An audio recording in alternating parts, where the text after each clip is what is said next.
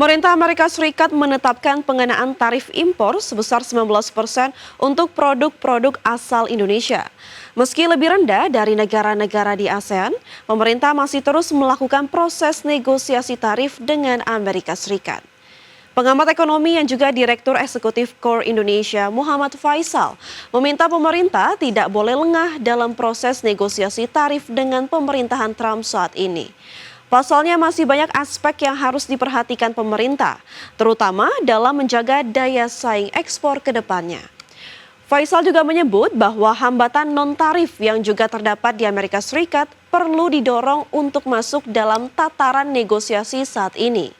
Sebab Indonesia dinilai sudah banyak berkorban dengan mengesampingkan dampak pelonggaran TKDN bagi produk impor Amerika ke depannya. Apalagi kebijakan TKDN turut berkontribusi atas minat investasi ke Indonesia saat ini. Sehingga tantangan daripada impor ini yang memang perlu juga kita antisipasi secara lebih serius. Ya. Di sisi yang lain, hambatan non tarif yang kita berikan akses untuk pelonggaran TKDN juga berpotensi akan menghambat laju pertumbuhan industri-industri yang selama ini mendapatkan keuntungan atau mendapatkan manfaat dari kebijakan. Pemirsa, pengenaan tarif impor sebesar 19% oleh Amerika Serikat menjadi momentum yang tepat bagi industri nasional untuk meningkatkan ekspor ke negeri Paman Sam. Pemerintah mengakui ekspor menjadi salah satu mesin utama yang diandalkan dalam mendorong perekonomian nasional. Pengenaan tarif impor produk-produk Indonesia sebesar 19% oleh Amerika Serikat menjadi momentum yang tepat bagi industri nasional untuk meningkatkan ekspor ke negeri Paman Sam. Terlebih pengenaan tarif impor produk Indonesia oleh Amerika lebih menguntungkan dibandingkan negara-negara pesaing. Menteri Perindustrian Agus Gumiwang Kartasasmita mengakui saat ini ekspor menjadi salah satu mesin utama yang diandalkan dalam mendorong perekonomian nasional. Tidak hanya dari sisi nilai tetapi volume barang yang diekspor juga terus meningkat. Hilirisasi pendalaman struktur untuk bisa memanfaatkan tarif yang 19% itu juga suatu hal yang sangat positif sehingga sedikit banyak pasti akan bisa meningkatkan nilai ekspor kita, ya, khususnya nilai ekspor produk-produk berbasis pajak. Selain optimalisasi peluang ekspor, ekosistem pasar domestik juga wajib dikelola dengan baik. Mengingat potensi pasar dalam negeri yang masih sangat besar. Mengingat 80% output dari industri manufaktur nasional digunakan untuk memenuhi kebutuhan pasar dalam negeri. Dari Jakarta, Sofyan, Tim Liputan, IDX Indo. Kita ke informasi pertama pemirsa, Presiden Prabowo Subianto meresmikan 80.000 koperasi desa Merah Putih di Klaten, Jawa Tengah. Dari total tersebut nantinya sekitar 103 koperasi menjadi percontohan. Pemerintah berfokus membentuk badan hukum koperasi, pembangunan sarana pendukung, penerapan digitalisasi, serta peningkatan kapasitas sumber daya koperasi. Pemerintah menargetkan Kopdes Merah Putih menghadirkan pilar-pilar kemandirian ekonomi desa dengan koperasi sebagai fondasi utama pertumbuhan ekonomi nasional. Alatnya orang lemah. Alatnya bangsa yang lemah. Tapi konsepnya sederhana.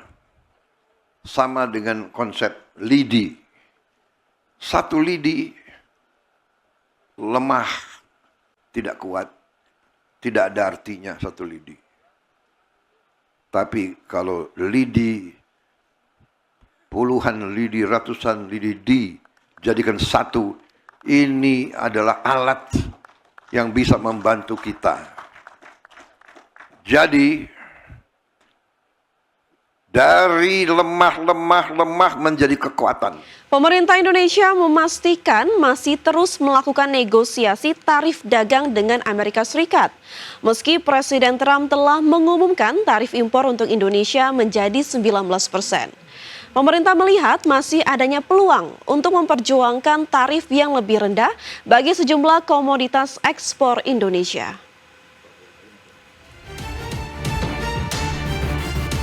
pemerintah memastikan terus melakukan negosiasi sambil menunggu kebijakan baru tarif Trump 19% yang resmi berlaku mulai 1 Agustus 2025. Menurut Sesmenko Perekonomian Susiwiono Murgiarso, pemerintah melihat masih adanya peluang untuk memperjuangkan tarif yang lebih rendah bagi sejumlah komoditas ekspor Indonesia. Beberapa komoditas yang sedang diperjuangkan agar dikecualikan dari pengenaan tarif 19%, mulai dari minyak kelapa sawit, kopi, kakao, nikel, karet, dan sejumlah produk pertanian lainnya. Komoditas tersebut dinilai pemerintah sangat dibutuhkan oleh Amerika Serikat. Komoditas yang istilahnya yang tadi sangat dibutuhkan Amerika, akan reliable kalau ekspornya dari Indonesia, dan itu jumlahnya banyak. Kita yakin akan bisa negokan sampai 0%. Berapa komoditas Pak? Sekarang kelompok-kelompok komoditasnya ya mungkin nanti masih akan bertambah. Kita belum punya list pastinya, kan kita ajukan ke mereka. Mulai yang produk-produk sumber daya alam tadi, mulai CPO, kemudian kopi, kakao, kemudian yang rubber. Meski Presiden Amerika Serikat Donald Trump telah menerapkan tarif 19% secara final, Susiwiono memastikan delegasi Indonesia yang saat ini masih berada di Amerika Serikat masih mengupayakan negosiasi selama penetapan detail kesepakatan masih berlangsung. Dari Jakarta, Raharjo Patmo, Tim Liputan IT Action.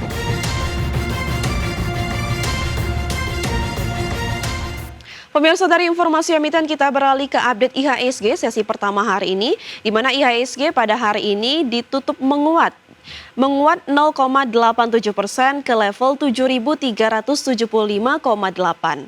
Adapun IHSG tadi pagi dibuka di level 7.366 dan sempat menyentuh titik tertinggi di level 7.385 dan menyentuh titik terendah di level 7.306. Adapun 286 saham mengalami penguatan, 302 saham mengalami penurunan, dan 215 saham stagnan atau tidak bergerak. Adapun saham-saham yang mengalami penguatan tertinggi atau top gainers antara lain ada WIFI yang mengalami kenaikan sebesar 8,89% ke level 2.940 dan SSIA naik 3,51% ke level 2.950, BRPT naik 4,87%, Dewa mengalami kenaikan 15,51%. Dan saham-saham mengalami penurunan terdalam atau top losers antara lain ada Cuan turun 2,72% ke level 1.610, Brand turun 1,25% ke level 7.900, Goto turun 1,72% ke level 57, Blok turun 11,81% ke level 635. Dari pergerakan sektoral pemirsa, ada infrastruktur dan teknologi sama-sama mengalami kenaikan di 4,68% maksud kami. Teknologi naik 4,53%, keuangan turun 0,18% dan properti turun 0,13%.